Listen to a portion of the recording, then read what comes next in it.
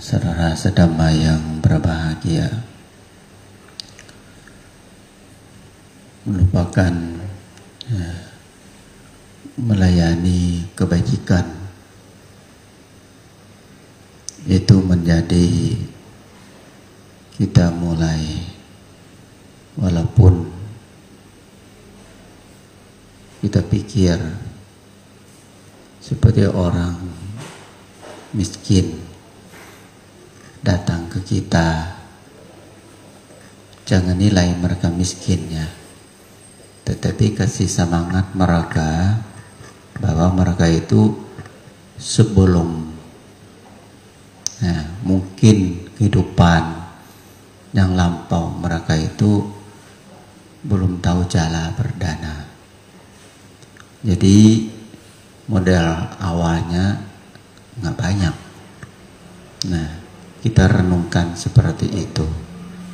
Jangan melihat mereka miskin, terlihat mereka bawa dari lahir kehidupan yang lampau mereka itu belum tentu mereka tahu jala berdana. Kan banyak sekali orang yang teriak, aku miskin, aku miskin. Itu bukan jawaban. Jawaban itu adalah sebelum kehidupan kita sekarang, pegangan kita itu segitu. Bukanlah nol, bukan nol. Jadi kita harus tahu bahwa apa yang kita kurang banyak, kita tolong di tambahan. Nah, seperti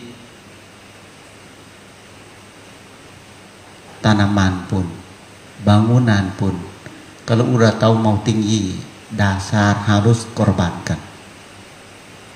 Seperti tiang.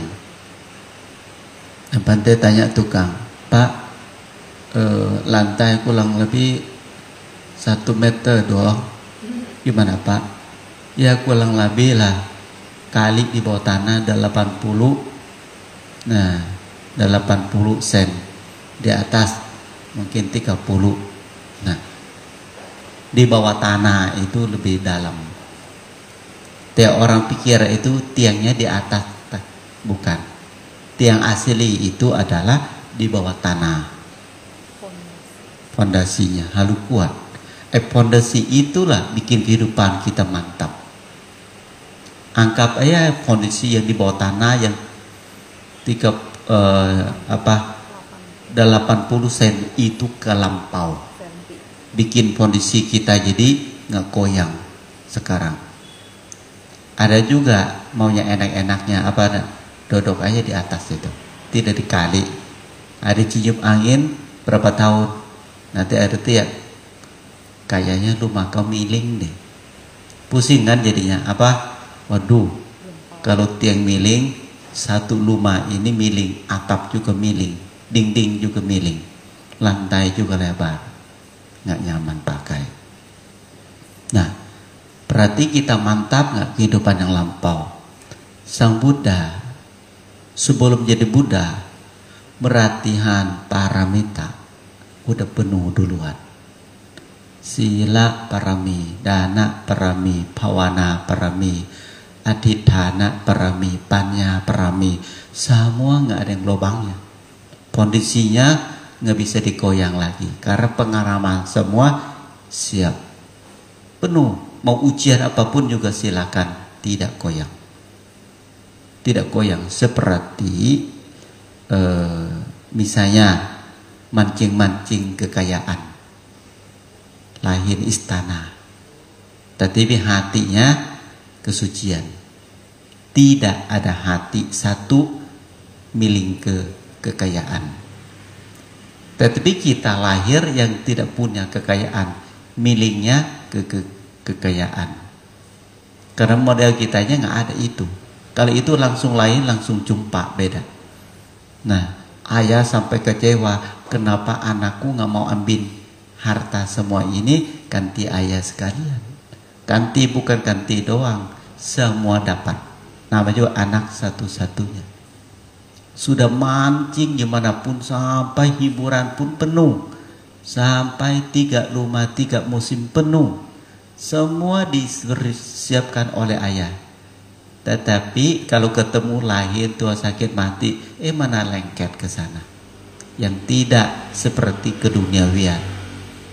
Nah, sampai tanya Chana, suara apa itu? Yang mulia suara orang tua. Oh, tua begitu ya? Siapa saja, semua makhluk, semua orang, baik di istana, baik di kampung, baik di kota. Masuk saya tidak? Masuk saya. Woi, kalau begitu saya juga tua di istana juga dong. Iya yang mulia. Ketemu orang sakit juga, tanya lagi, kenapa dia sakit begitu? Yang mulia, sakit itu dapat dari usia tua. Bukan orang pukul, bukan, enggak. Sakit dalam usia tua. Namanya apa? Payati tamomi, payati nganatito. Apa itu? Aku menyakit karena usia tua. Aku punya pengalaman sakit. Setiap orang. Nanti bagaimana kalau sudah begitu? Marana tamomi, merenang anatito. Aku akan menderita kematian. Aku mengalami kematian. Itu tanya jawab kalau orang bijak. Kalau orang bijak seperti apa sekarang? Mau nggak supaya nggak tua? Ini kan duniawi, betul kan? Pakai apa? Operasi.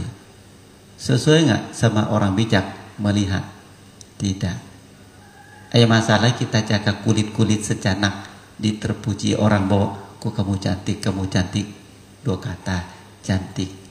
Biaya ratusan juta, pinjam uang, kadang-kadang simpan untuk dipuji manusia sama manusia doang. Tetapi kebijaksanaan belum tentu dipuji, karena ingatlah, apalagi nyaman sekarang tuh, banyak kok bisa melihat dari kecil berubah sampai jadi nenek. Secantik apapun jatuh tempo nggak ada harganya. Sampura pernah loh, perempuan cantik, semua juga suka. Akhirnya meninggal dunia. Sudah mulai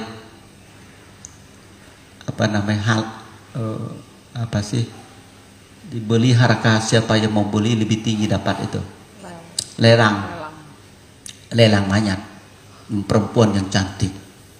Nah, waktu masih hidup itu sampai kalau lihat perempuan yang sedang makan bisa masuk ke hidung, bisa masuk ke kuping karena kebingungan kecantikan. Tetapi setelah meninggal dunia, sampura lelang. Siapa yang suka perempuan ini? Ayo mulai start. Berapa duit? Dari harga tinggi nggak yang mau, tangan nggak mau, turun sampai 0 pun nggak yang mau. Apalagi 2 hari 3 hari sudah mulai bengkak, sudah mulai berubah warna, sudah mulai bau, semakin tidak mau lagi. Itu ketahuan bahwa kita kemerkatan dengan kulit, bukan kemerkatan dengan kecantikan. Antara kilesa sama kilesa. Kalau bijak sama kilesa beda. Saya mudah lihat yang cantik ketika waktu istana di hiburan malam hari, sudah itu kecapean, mungkin sampai malam, sampai subuh, akhirnya nali itu ya tertidur di lapangan mainan musik atau nari. Anggap aja tuh seperti perempuan yang di kafe itu barunya cantik, jam 2 jam 3 pemabokan, tidur di mana, muntah di mana-mana, pakaiannya campur sama alkohol, baunya seperti apa. Akhirnya melihat begitu bingungan, kok tadi malam Dewi semua, betul kan? Ya kok paginya jadi kuburan semuanya. Tahu nggak kuburan? Seperti ketemu mayat di mana-mana, yang tidur tidak sopan, yang rasanya wajahnya yang cantik oleh wibawa, setelah mabuk, setelah tidur nggak bisa dijaga kecantikan lagi. Sang Buddha melihat begitu, dadah, sudah bohong, sudah tidak mau lagi. Akhirnya pamit secara, bangunlah Chana, bangun, mau kemana yang mulia? Bawa saya keluar dari ruang tahanan. bahwa keluar dari sini secepatnya. Ada keluar pakai mah kuda kandaka. Keluar loh. Bukan benci orang, terbenci kilesa yang mau dibohongin. Bahwa itu kulitnya, bahwa itu tidak benar, bahwa itu dikejebak pikiran doang. Akhirnya sudah keluar. Tidak balik lagi sampai jadi Buddha. Itu singkatan pandangan kebijaksanaan melihat bahwa kasihan kita nih, kok kenapa setiap lahir nggak lihat tua, kenapa setiap tua nggak melihat sakit, kenapa sudah sakit-sakitan tidak lihat kematian, kok melihat dunia ini indah-indah begitu saja. Nah itu ajaran Sang Buddha ke arah sana. Kenapa Sang Buddha bisa melenyapkan bodohan? Karena melihat kebenaran. Kenapa Sang Buddha tidak ada kebencian? Sebab kan kasihan, ujung-ujung juga mati semua. Apa ini benci-benci juga? Benci tanah, benci air, benci api, benci angin. Bergunanya apa sih? Akhirnya kulangi kebenaran.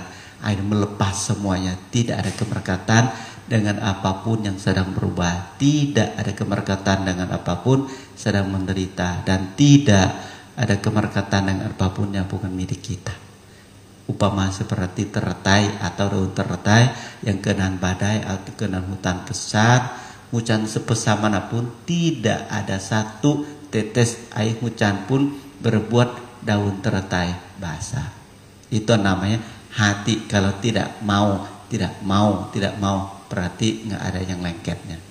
Maka itulah Sang Buddha bukan buang istana, tetapi melihat itu kulung keduniawian.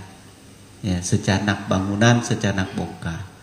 Maka mudah-mudahan kita sebagai umat Buddha, saudara karma kita bangun ini yang bisa bawa kemana-kemana. Dia akan mantau kita. Karma baik mantau kita supaya kita ini jangan jatuh ke tangan orang yang tidak baik. Hati-hati, di samping-samping kita banyak yang baik, ada yang mata tidak baik. Ada yang hati yang baik, ada yang hati tidak baik. Ada yang berbuat baik, ada yang berbuat sama kita yang tidak baik. Jangan pikirkan semua baik, tidak. Kilesa tetap ada mana itu duri atau kotoran batin. Maka semoga kita bangun kesadaran dengan kita nggak kaya nggak apa-apa. Yang penting bahagia itu mantap. Nah, secukup makan, secukup tidur, itu namanya jaga dilawat karma baik kita. Ini akan tumbuhkan untuk kehidupan kita sehari-hari. Yatha wariwaha pura paripurenti sakarang ewa mewaito dinang petanang upakapati icitang matitang tumang kipame wajamichantu sape purento sangkapan janto panaraso yatha manisho tiraso yatha tiyo